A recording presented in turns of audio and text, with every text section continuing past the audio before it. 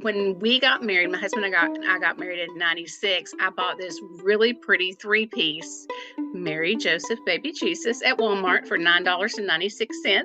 And we have had that ever since. I'm talking to Carrie from Arkansas. She's describing to me a nativity scene that she bought years ago. She has a lot of nativity scenes. I do. I have several. But the one she got from Walmart is her favorite, even though it's missing several of the pieces commonly found in nativity scenes. It doesn't have animals or wise men or shepherds. It's just the big three. But that's okay. Sometimes minimalism is what's called for. Other times, you do want to go all out. And for that, Carrie has another nativity scene. Yes, we do have. I have one that my mom actually bought in Mexico on a vacation and brought it home as a souvenir that has all of the parts and pieces. It has the Holy Family, then it has 3 kings, and it also has a couple of shepherds. It had a cow, a donkey, a couple of sheep, a shepherd boy, an angel. Aside from including Mary, Joseph, and Jesus in a manger, there's really no rules for exactly what makes a complete nativity scene.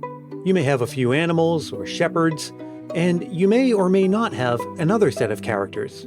You've already heard Carrie refer to them by different names. The 3 kings, the wise men. If a nativity scene does include kings or wise men, and which one is it anyway, there's always 3, and they tend to have a distinctive appearance. They have their little outfits or little robes, and they're carrying the golden frankincense and myrrh. The 3 kings, the wise men, the Magi, the supporting cast in many a nativity scene, the subject of several postage stamps and greeting cards, the subject of that classic Christmas song. Who were they? Where were they from? Why did they traverse afar following yonder star? And what was with the gold, myrrh, and frankincense? Were they even real? And does it matter? The answers combine history, political allegiances, Greek translation, and gift-giving. I'm Brian Earl. This is Christmas Past. These days, and especially here in America, the 3 kings are largely part of the window dressing of Christmas, the stuff of decorations and songs. They used to feature much more prominently in Christmas celebrations, though. January 6th, the Epiphany, the day that closes out the 12 days of Christmas, commemorates their visit to the baby Jesus. In fact, that day is also commonly known as 3 Kings Day. Some Americans do observe Epiphany, of course, just as many others do around the world, and part of that celebration involves a special treat known as a 3 Kings cake. Yes, there's a day called 3 Kings Day, and there's a 3 Kings cake, and there's a song called We 3 Kings of Orientar, but if we're going to dig into all this properly, we need to start at the source. The first reference to these figures referred to them as Magi or Magi. The word Magi in Greek, and you'll hear it pronounced Magi, Magi. This word in Greek is an adjective that sort of most properly translates as something like magic. It's where our word magic comes from. That's Eric Vanden Eykel. He's an associate professor of religious studies at Ferrum College in Virginia. And that first reference is the Gospel of Matthew.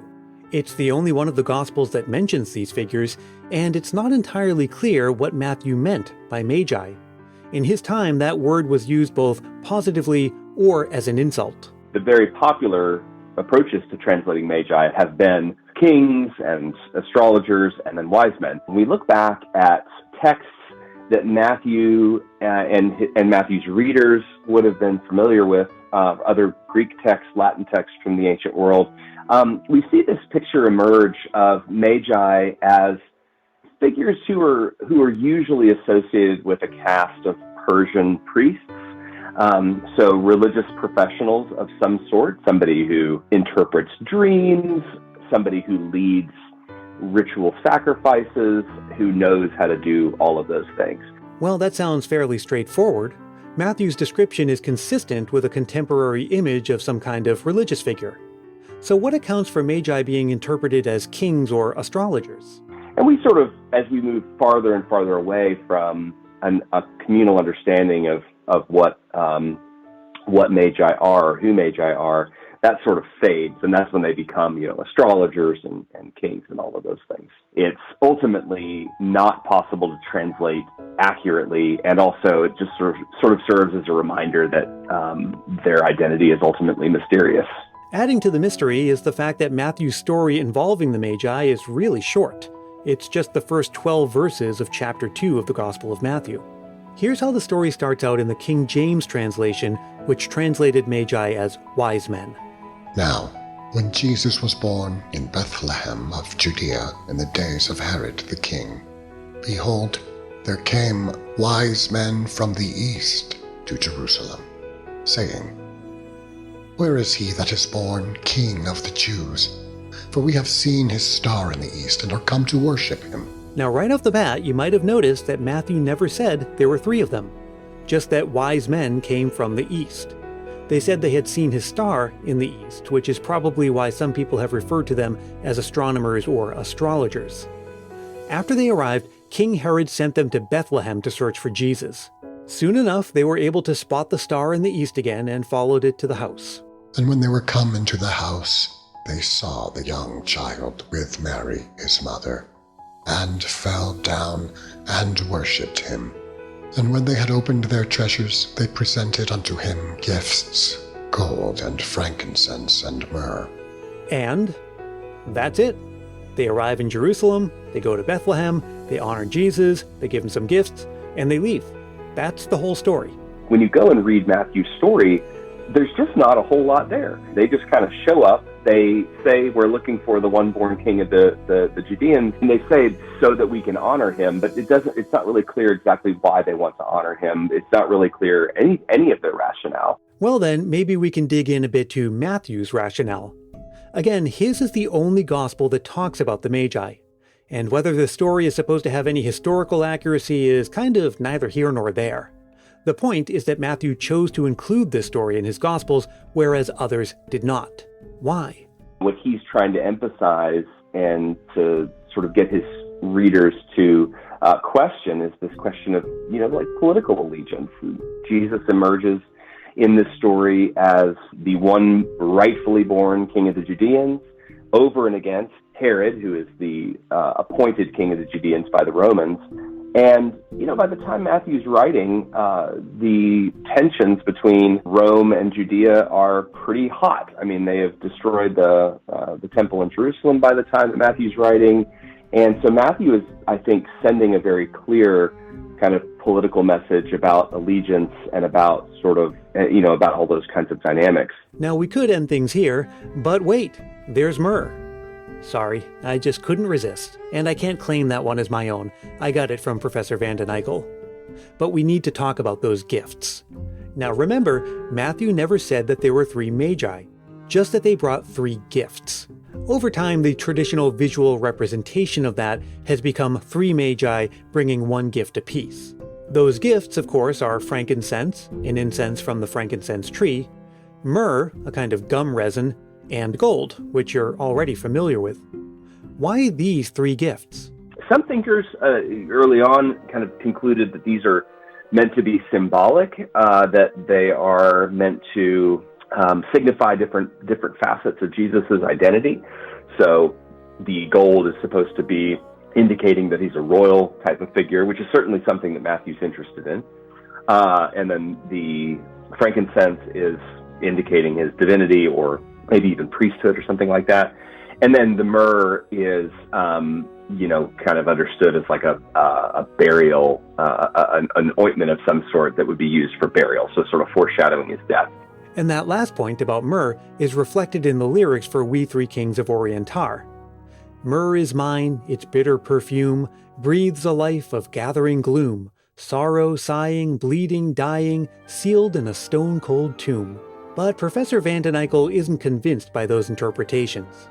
As you've just heard, no evidence for those interpretations appears in Matthew's telling. I think Matthew really imagines these things as significant because of how costly they are. And I think Matthew is trying to do everything that he can to portray Jesus as a rightful king, as a king of the Judeans.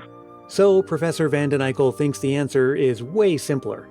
Those gifts are not symbolic, they're just expensive. So I suppose we can blame the Magi in part for Christmas and expensive gifts going together. Fast forward a couple thousand years and we're still at it.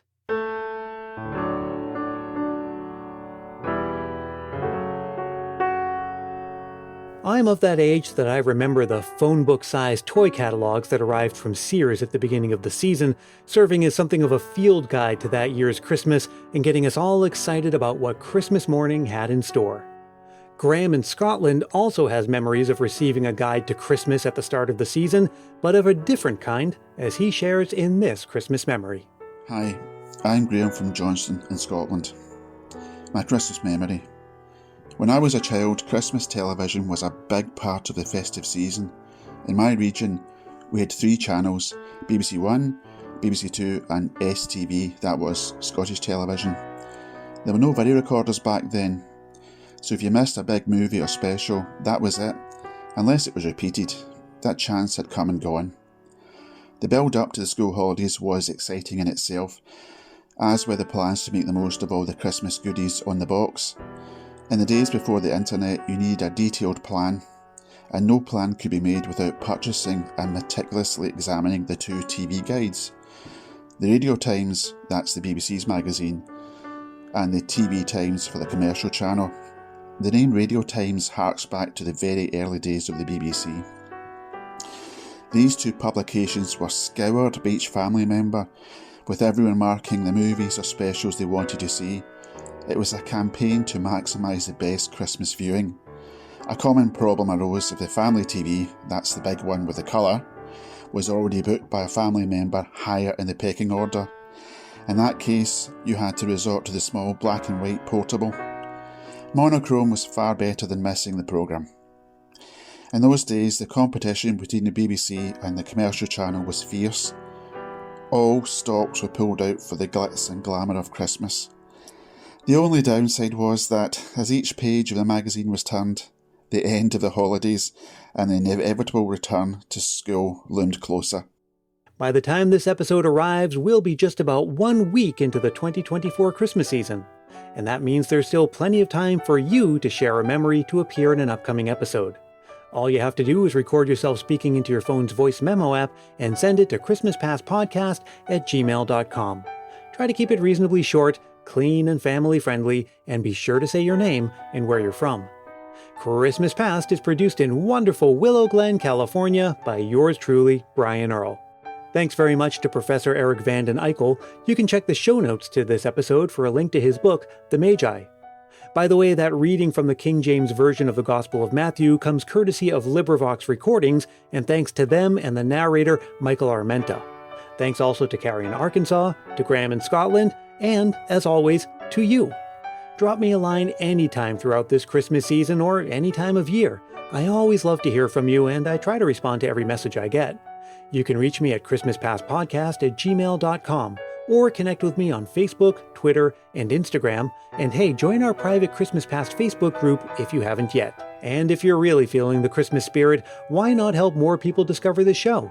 It's as simple as telling a friend about it or leaving a review on Apple Podcasts. If you do leave a review, I'll send you a Christmas Past sticker, and a handwritten Christmas card is my way of saying thanks. Reach out for details, and until we meet again, may your days be merry and bright.